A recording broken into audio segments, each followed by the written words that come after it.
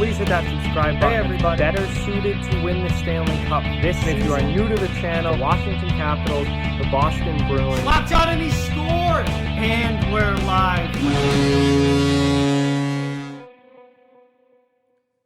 Hey everybody, we're back for another series preview, and today we're going to be talking about the 8 versus 9 matchup in the Eastern Conference, the 8 seed Toronto Maple Leafs versus the 9 seed Columbus Blue Jackets.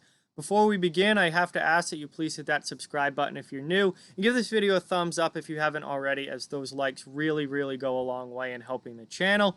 Let's get into it here, talking about Toronto versus Columbus. This is a very interesting matchup. You have the high-flying offense of the Toronto Maple Leafs versus the shutdown defense of the Columbus Blue Jackets, and it's going to be a battle of different styles here, and it's going to be really interesting to see which style prevails and then which team is going home much earlier than they certainly would have hoped from these playoffs. So let's start with Toronto. They finished the season with a 36-25-9 record, good enough for 81 points on the year. And in their season series against the Columbus Blue Jackets, they only played 2 of their 3 scheduled games. Obviously, they missed the last one because the season was cut short. And they finished with a season series record of 1-0-1 versus Columbus. Toronto is one of the absolute best offensive teams in the NHL, scoring a whopping 3.39 goals for per game, which was good enough for 3rd in the league. So they were an elite offensive team this year in the goal scoring category.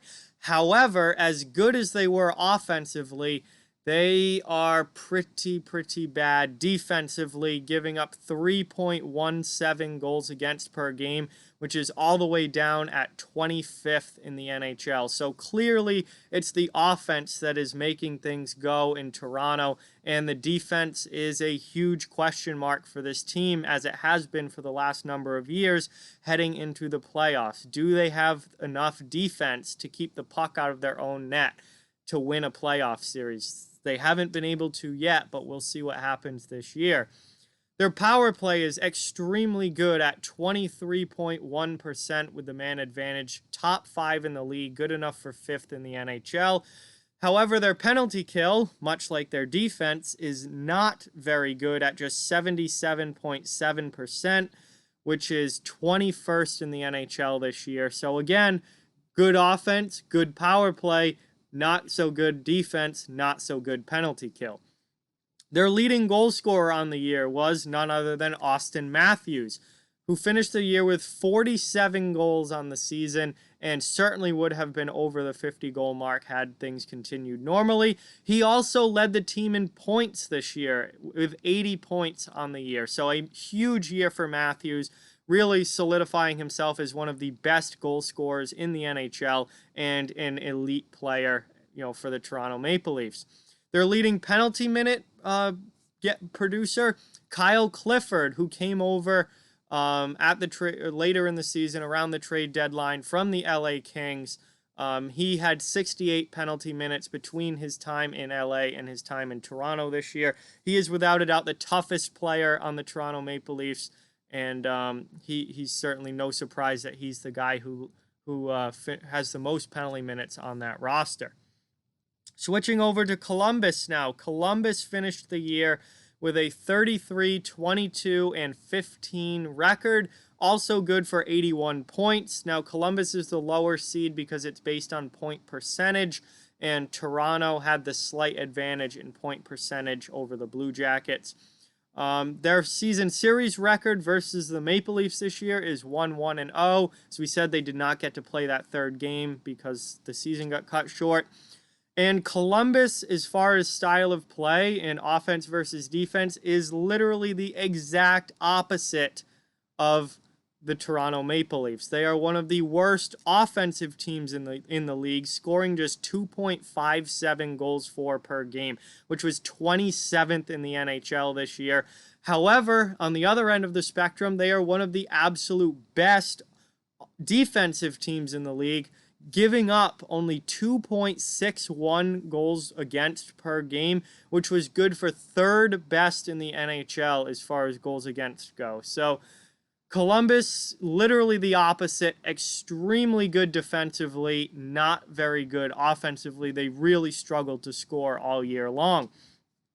Their power play this season operated at an abysmal 16.4%, which, same as their offense, was 27th in the NHL. So, that is not surprising, goes along with their struggles to score all season long. That extends to the power play as well. They do not score very often on the man advantage. However, their penalty kill, pretty darn good at 81.7%, which was good enough for 12th in the league. So definitely in the upper half as far as penalty kill is concerned. Overall, though, Columbus does not want this to be a special teams series. They need to stay out of the penalty box. They want this to be 5-on-5. Columbus has a much greater chance of winning if they can keep this series mostly being played at 5-on-5. If Toronto gets power play opportunities, this series is probably going to be over and over quick. The Blue Jackets' leading goal scorer this year was Oliver Bjorkstrand with 21 goals on the season. And there's just a great example of the difference in offense with these teams here. Austin Matthews led Toronto's led Toronto in goals with 47. Oliver Bjorkstrand led Columbus in goals with just 21. So that just shows the difference in offensive firepower that these teams have. And Pierre-Luc Dubois led the Columbus Blue Jackets in points this year with 49 points. They did not have a single player even hit the 50-point mark this season, never mind getting up in the 70s and 80s like so many other teams did. So that's something to look at is can Columbus score enough goals to beat the Toronto Maple Leafs? Can the Toronto Maple Leafs keep the puck out of their own net enough to beat the Blue Jackets? And can Toronto score enough goals on this Columbus defense to win this series? Very, lot of questions going into this because there's a very big contrast in styles between these two teams. The Columbus's leading penalty minute getter was Nick Foligno with 62 penalty minutes on the year. He's a pretty rugged veteran forward who plays a huge role on this team up and down the lineup, but he brings some definite physicality and toughness to their lineup as well. And prediction time, again, I'm sticking with my predictions that I did, back when I did my original play-in predictions. I'm still saying Toronto in 4. I just can't see this Maple Leafs team losing in the play-in round against Columbus with this much firepower in Toronto's lineup and the ability to score as much as they can, even though Columbus's defense is great.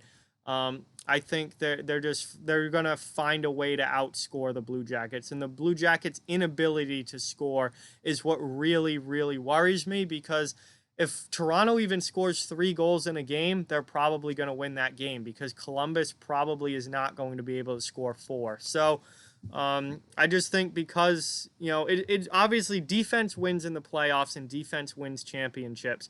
But you have to be able to score a little bit, and that was a huge issue for the Blue Jackets this season. I just think they get outscored by Toronto, and Toronto's going to take the series win. But that certainly doesn't mean that Columbus doesn't have a chance. Again, I think this is going to be a close series. I think Columbus is going to give the Maple Leafs all they can handle as far as just bringing energy and effort and physicality into the game and just grinding down and wearing out the Maple Leafs. I think Columbus can absolutely make this a series. They absolutely could win this series if they play the way that they did against Tampa Bay in the first round last year. They could pull off another upset like that. Absolutely could. I'm just not picking that to happen again. I think Toronto is going to walk away with this one. But this is a really interesting matchup. It's really I'm excited to watch these games because of the contrast, because it's grade A offense with very shaky defense versus grade A defense with borderline non-existent offense. And they're literally polar opposites of each other, and they are going to clash, and we are going to find out which style comes out on top in this series. Is the high-flying offense going to win, or is the lockdown defense going to win? And again, goaltending is going to play massive, massive role in this series. I mean, you look at Elvis Merzlikins in Columbus, and he could absolutely steal this series. If he stands on his head and shuts down Toronto's offense with some incredible saves and just great performances, then that really tips the favor towards the Blue Jackets side. If Freddie Anderson in Toronto can hold his own and play well, and that team can keep the puck out of their own net and limit, Columbus to only scoring 1 or 2 goals per game, then Toronto probably has the offense to be able to score more than that and end up winning this series. So goaltending is another thing that is going to play a huge role in this, particularly on the Columbus end, whether Merzlikins can keep Toronto off the board or not, is going to be huge. But without a doubt, both teams have a chance to win this. I think it's going to be a fun series to watch. It's going to be exciting games. And we'll see which style of play really prevails and comes out on top here. But there's Toronto versus Columbus, 8 versus 9 in the Eastern Conference. Like, comment, share, subscribe, follow on social media. All those links are down in the description below. If you'd like to further support the channel, the links to our Patreon and merchandise store are down in the description as well. Keep spreading the word about this channel. Let's keep this thing growing. Thank you very much for watching. Hope you enjoyed the video, and I'll talk to you guys soon.